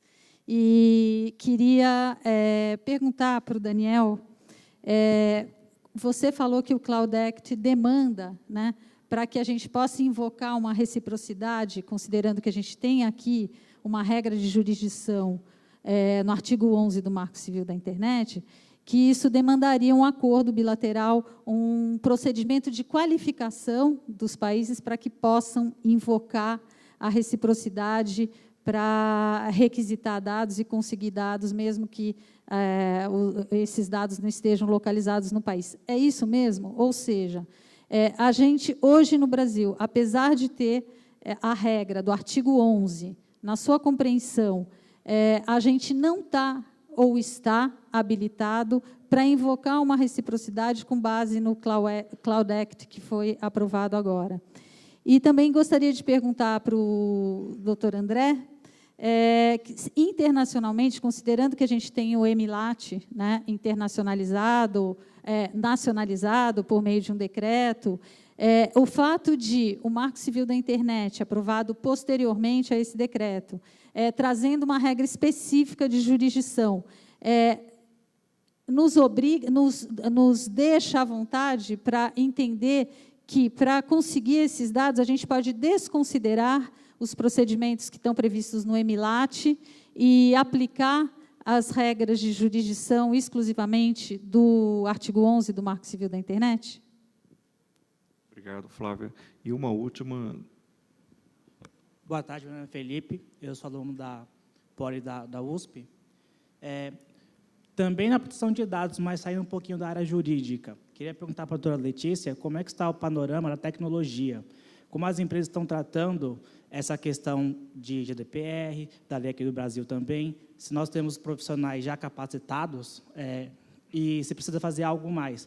E, dentro disso, como é que está o papel das entidades como o I3E, como a ISO, referente à proteção de dados?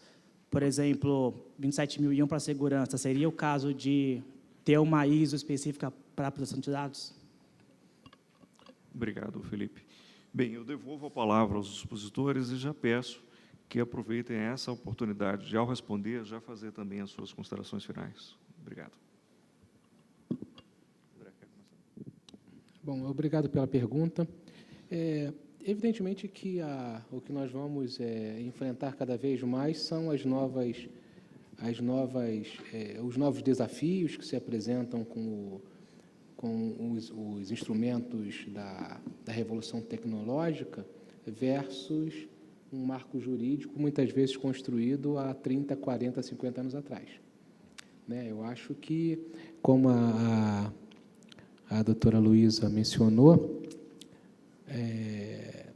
a responsabilidade internacional é uma decorrência dos compromissos internacionais que se assumem. Em algum momento, nós vamos ter que conciliar, sob pena de nós não podermos sermos chamados à responsabilidade. Isso vale para qualquer tipo de acordo. E eu acho que isso é que nós vamos ter que, em algum momento, pensar. A questão do ADC, a questão do cloud, onde se armazena, é uma discussão sobre jurisdição. Basicamente, é sobre jurisdição. E sobre se nós queremos ou não exercer a nossa jurisdição. Acho que é isso.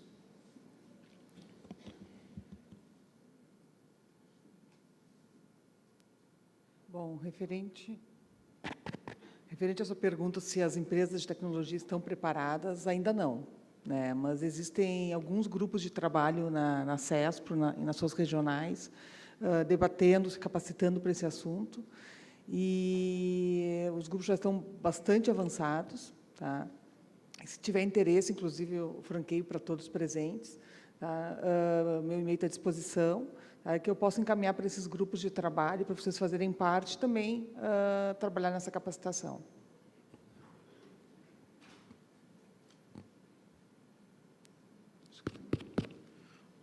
Se entendi bem a pergunta, o importante é para que o Cloud Act tenha um valor prático, é importante essa possibilidade de serviço local de processamento. Ou seja, os países precisam de competência jurisdicional sobre uma empresa. E depois uma semelhança entre os marcos jurídicos que definem a privacidade de dados e o cibercrime, porque isso vai facilitar o processo para um magistrado em ambos os países poder resolver esse conflito de normas. Eu suponho, mediante os artigos da lei, que não estamos falando de algo que seria, dizemos, um anexo a um MLAT, sino um acordo bilateral, separado, entre ambos países, aprovado pelo Congresso americano, e que depois poderia, em alguns casos, obviamente, eliminar, em tese, a possibilidade de usar o MLAT.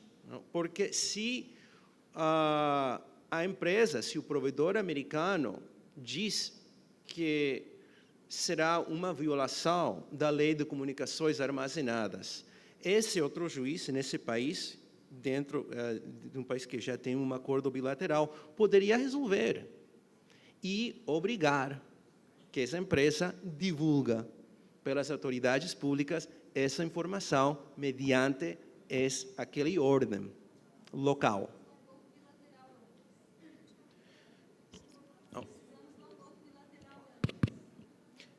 Exatamente. Então, o primeiro acordo, suponho que quando se realiza como o Reino Unido, vai permitir um promotor lá enviar ordem judicial mediante a lei do Reino Unido para o Facebook. Se o Facebook não quer divulgar por temor que vai violar não a lei britânica, senão a lei americana, agora o juiz britânico poderia resolver esse conflito.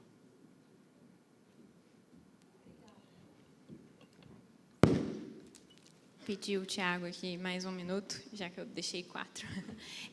Sobre a questão do Marco Civil, né, e dos acordos de cooperação internacional, foi isso, inclusive, o teor da contribuição do IRIS na ADC, né, de que, como o Marco Civil ele não estabelece procedimentos para execução das decisões, né, o Marco Civil trata de lei aplicável, que é uma outra dimensão da jurisdição, e a lei também se refere aos tratados internacionais em vigor no Brasil. Dessa forma, a interpretação que o IRIS teve foi a de que, para a execução da decisão em torno do conteúdo de telecomunicações, o Marco Civil se remeteria aos tratados, que, no caso do Brasil e dos Estados Unidos, é o que foi incorporado pelo Decreto 3810, o EMILAT. Essa foi a interpretação do IRIS. Os fundamentos, como eu disse, encontram-se na peça que está lá, vai ser disponibilizada também para que vocês possam conhecer, enfim, o raciocínio que foi desenvolvido. Obrigada pelo minuto. Obrigado. Vladimir, um minuto para suas considerações finais. Agradeço de novo o convite, Tiago, e gostaria de fechar dizendo que, na minha perspectiva, o problema é um falso problema, porque nós temos legislação, nós temos jurisdição. Todos os dias, a justiça brasileira decide temas relacionados à internet, quando não há uma perspectiva de acesso a dados que estejam, eventualmente, né, partindo aqui de uma suposição, em servidores localizados nos Estados Unidos, ou, quem sabe, na Irlanda. Por que não questionar um tratado que vinculasse o Brasil e a Irlanda e não o Brasil e os Estados Unidos? Então, há um falso problema, e esse falso problema, ele se coloca ainda, aproveitando o gancho aí da fala da Luísa, sobre a existência, sim, de regras de execução. E essas regras de execução são as do Código de Processo Penal, são as do Código de Processo Civil, são as do Código da Legislação Processual como um todo, que permitem que, para qualquer outro tipo de evidência, prova, inclusive captura de pessoas e recuperação de ativos, nós tenhamos acesso a esses elementos que interessam a persecução criminal. E, lembrando, persecução criminal é tutela de direitos. Tutela de direitos à vida, ao patrimônio, à integridade física, à liberdade sexual, e uma série de outros elementos tutelados pela mesma Constituição a que todos estamos sujeitos, e estão sujeitas também as empresas que operam no Brasil, ganham dinheiro no Brasil e estão, portanto, sujeitas, por isso mesmo, às leis brasileiras. Obrigado, Vladimir. Bem, eu, diante do adiantado da hora, já recebi 2 avisos aqui de que preciso realmente encerrar o painel, em razão do coffee break que já está servido. Eu me abstenho de fazer maiores comentários, mas é evidente que esse debate continua, ele não se encerra aqui.